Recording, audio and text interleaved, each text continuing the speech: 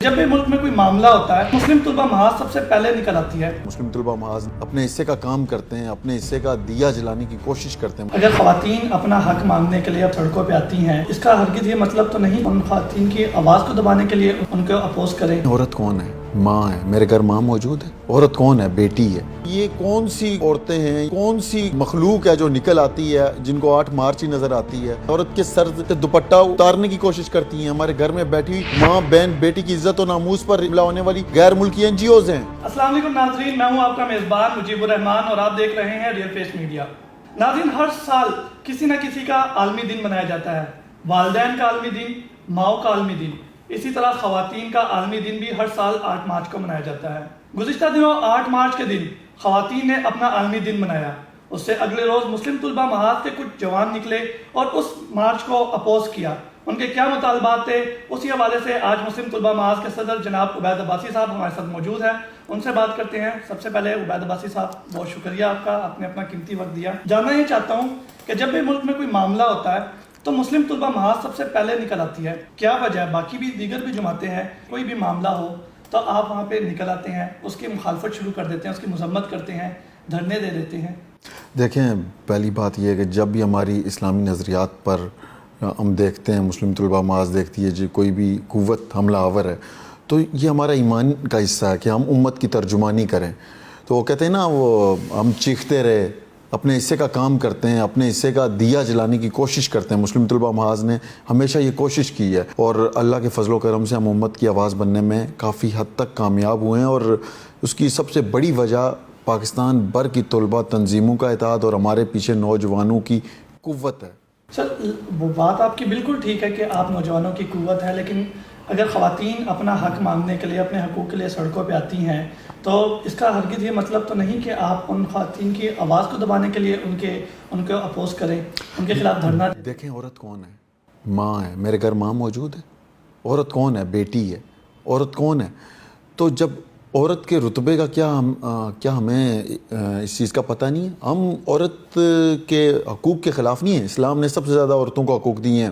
اسلام نے سب سے زیادہ عورتوں کی عزت کی بات کی ہے، حرمت کی بات کی ہے، لیکن بات یہ ہے کہ یہ کون سی عورتیں ہیں یا یہ کون سے مخلوق ہے جو نکل آتی ہے، جن کو 8 مارچ ہی نظر آتی ہے، جو عورت ڈے کے نام پر عورتوں کے حقوق کو غصب کرنے کی کوشش کرتی ہیں، عورت کے سر سے دوپٹہ اتارنے کی کوشش کرتی ہیں۔ ہمارے گھر میں بیٹھی ہوئی ماں، بہن، بیٹی کی عزت و ناموس پر یہ حملہ ہونے والی غیر ملکی NGOs ہیں، ہم انہیں بے نقاب کریں گے۔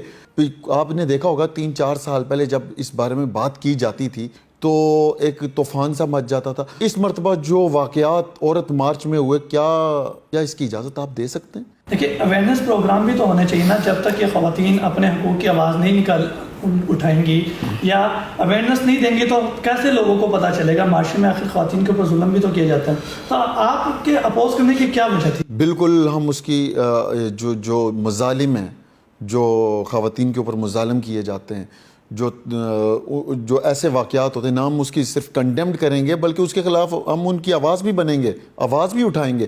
لیکن اس کا جو پس منظر دیکھیں نا، یہ جو عورت مارچ میں میرا جسم میری مرضی جیسے فحش نعرے لگائے جاتے ہیں، تو کم از کم ہمارے اسلامی روایات، اور وہ بھی یہ ہمارے پیچھے چھپنے کی کوشش کرتے ہیں، ہم انہیں یہ لبادہ اوڑھنے نہیں دیں گے۔ اسلام نے عورت کو حقوق جو دیے ہیں، آپ ان حدود و قیود میں رہ کے بات کریں۔ میرا جسم میری مرضی، یہ کون سی ہے؟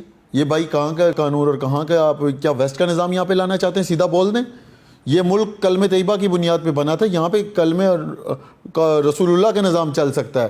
یہاں پہ ایسے فحش نعروں کی اجازت اسلامی جمہوریہ پاکستان میں قطعاً نہیں ہونی چاہیے، اور نہ پاکستان کی ہم اپنی ماں، بہن، بیٹی کی عزت کا دفاع کرنا جانتے ہیں، اور اس کے لیے ہم میدان عمل میں۔ آپ کو یاد ہوگا 8 مارچ کو جب یہ عورت مارچ ہوا، یہ نکلے اپنے ایک نعرے لے کے، فحش قسم کے وہاں پہ نعرے لگے، تو انتظامیہ حرکت میں نہیں آئی۔ اس کے برعکس آپ نے دیکھا ہوگا کہ ویری نیکسٹ ڈے جامعہ حفظہ کی طلبہ و طلبات نکلی۔ جب وہ نکلی، انہوں نے عورت مارچ کے اگینسٹ اپنے مطالبات رکھے، تو ان پر انتظامیہ نے کس طرح کا تشدد کیا، ان کے ساتھ کیسا رویہ اختیار کیا گیا، تو یہ لمحہ فکری ہے۔ اس کے بعد مسلم طلبہ محاذ نے فیصلہ کیا کہ ہم اپنی ان ماں، بہن، بیٹی کی عزت و آبرو کے لیے ہم نکلیں گے، اور ہم نکلے، اور انتظامیہ نے اور پوری قوم نے اس چیز کو سمجھا کہ یہ جو ان سے واقعات 8 مارچ کو ہوئے یہ اس پاکستان کی تاریخ میں سیاہ دن تھا، اور اس پہ انتظامیہ نے ان کے خلاف قانونی کارروائی کا اعلان کیا۔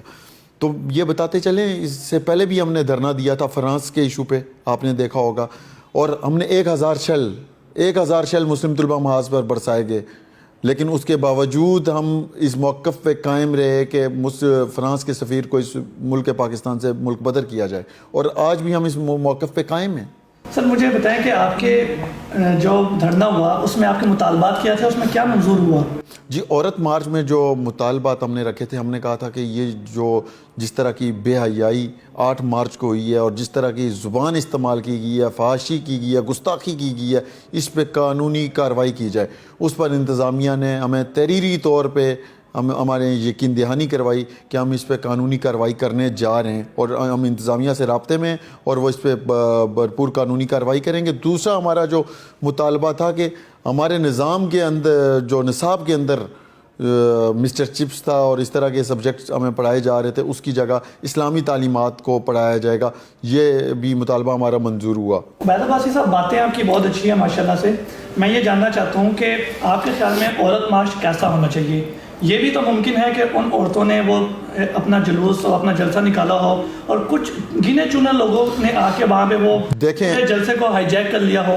بالکل یہ کچھ میں نے بولا نا، یہ کچھ NGOs ہیں جو اس پہ کام کر رہی ہیں، پہلے انہیں چیک کرنا ہوگا ہمارے اداروں کو، ان کو فنڈ کہاں سے آ رہے ہیں، تو یہ بلی تھیلے سے باہر آ جائے گی۔ دوسرا، 8 مارچ کو بالکل ہونا چاہیے، حیا مارچ ہونا چاہیے، ہمیں عورتوں کے حقوق کی بات کرنی چاہیے۔ جو اسلام نے حدود قیود کا میں نے پہلے بھی ذکر کیا، تعین کیا، اس کے مطابق حیا مارچ ہونا چاہیے۔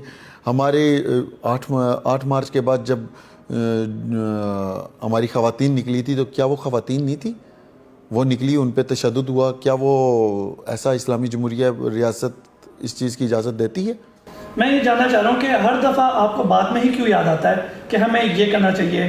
14 فروری کو بھی حیا مارچ نکالتے ہیں، 8 مارچ کو جب خواتین نے اپنے مارچ شروع کیے تو اب آپ کو یاد آیا کہ حیا مارچ نکالنے، اس سے پہلے کیوں نہیں نکالتے تھے؟ اس سے پہلے کیوں آپ کے مائنڈ میں یہ بات نہیں؟ دیکھیں، جب کوئی ایکشن ہوتا ہے نا، عمل کا پھر رد عمل ہوتا ہے۔ ان کی طرف سے اگر اس مارچ میں یہ فحاشی نہ پھیلائی جاتی تو کیا مسلم طلبہ محاذ کو نکلنے کی ضرورت پڑتی؟ کیا انتظامیہ ایکشن لے چکی ہوتی تو ہمیں 9 گھنٹے ہم نے دھرنا دیا، 9 گھنٹے کے بعد انتظامیہ نے کہا کہ یہ ظلم ہوا ہے، اس ریاست کے ساتھ، اس ملک کے ساتھ ظلم ہوا ہے۔ ہم جب مذاکرات کر رہے تھے تو وہاں پہ جو مذاکراتی ٹیم تھی وہ بھی اس چیز کا، اور پولیس والے افسران بھی اس چیز کا سمجھ رہے تھے کہ یہ ہمارے ملک کے ساتھ کتنا بڑا گناؤنا کھیل کھیلا گیا، اور ہمیں سلام، یقین مانے وہ ہمارے ساتھ سیلفیاں لے رہے تھے کہ آپ نے ہماری ماں بہن بیٹی کی عزت کو محفوظ کیا ہے، ہم پولیس والے نوجوان۔ تو یہ وہ چیز ہے جس کی طرف میں سمجھتا ہوں کہ اللہ کا فضل و کرم ہے کہ مسلم طلبہ محاذ ہماری گھر میں بیٹھی ہوئی ماں بہن بیٹی کی آواز بنی ہے۔ آپ کے خیال میں خواتین کے جو حقوق ہیں اس کی اویئرنیس کس طریقے سے ہونی چاہیے اور خواتین کی عزت کو کیسے محفوظ بنایا جا سکتا ہے؟ دیکھیں، اس کے لیے ضروری یہ ہے کہ ایک آگاہی مہم شروع کی جائے، اور قرآن مجید میں نے کہا نا، بھرپور ضابطہ اخلاق ہے۔ ہم جب اپنے نصاب تعلیم میں جب بچوں کو جب وہ سکول جاتے ہیں تو ان کو قرآن ترجمے کے ساتھ پڑھایا جائے گا، تو وہ بچی کو پتہ لگ جائے گا کہ میرے حقوق کیا ہیں، بچے کو پتہ لگ جائے گا کہ میں نے اپنی بہن سے کیسے بات کرنی ہے، جب ویسٹ کا نظام یہاں پہ لاؤ گے تو پھر رونا کیسا؟ یہ ویسٹ کے دیے ہوئے تحفے ہیں، اور یہ ان کی پھیلائی ہوئی یہ فحاشی ہے۔ وہ جو نظام ادھر رائج کرنا چاہتے ہیں نا، یہ وہی جراثیم ہے جو ہم پاکستان میں کسی صورت قبول کرنے کے لیے تیار نہیں ہیں۔ عباسی صاحب، ہر معاملے کو ویسٹ پہ کب تک پھینکیں گے آپ؟ آخر آپ اپنا نظام کب لائیں گے؟ بڑا اہم سوال ہے آپ کا۔ دیکھیں، ہم اپنے حصے کا کام کر رہے ہیں، ہم اس ملک کے اور بلا تنخواہ کمانڈر ہیں، ہمیں کوئی کسی طرف سے ہمارے اس کام کو نا اپریشیٹ کیا جانا چاہیے، اور جو ہم کام کر رہے ہیں اللہ کے فضل و کرم سے ہمیں عوامی حلقوں سے اس کی سپورٹ ملتی ہے، تو ہم تو پاکستان کی مخالف قوتوں کے خلاف، وہ کہتے ہیں نا، بے تیغ ہم کھڑے ہیں۔ تو یہ اس وقت تک یہ معاملات ٹھیک نہیں ہوتے جب تک ہم سب متحد نہیں ہوتے، متحد نہیں ہوتے, ہماری صفوں میں اتحاد نہیں آتا. ہماری صفوں میں اتحاد کے لیے ضروری ہے کہ پاکستان کے طلباء تو متحد ہو چکے ہیں, پاکستان کی دیگر قوتیں بھی ان کا بھی آپس میں اتحاد ضروری ہے, سیاسی قوتوں کا آپس میں اتحاد ضروری ہے.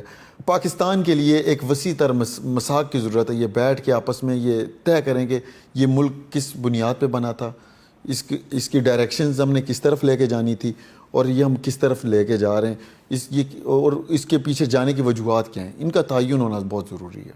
جی بہت شکریہ عبید عباسی صاحب, آپ نے اپنی قیمتی گفتگو سے ہمیں آگاہ فرمایا, اور آپ کو میں نے نوٹ کیا کہ آپ اپنی ہر گفتگو میں ہمیشہ اتحاد اتفاق کی بات کرتے ہیں.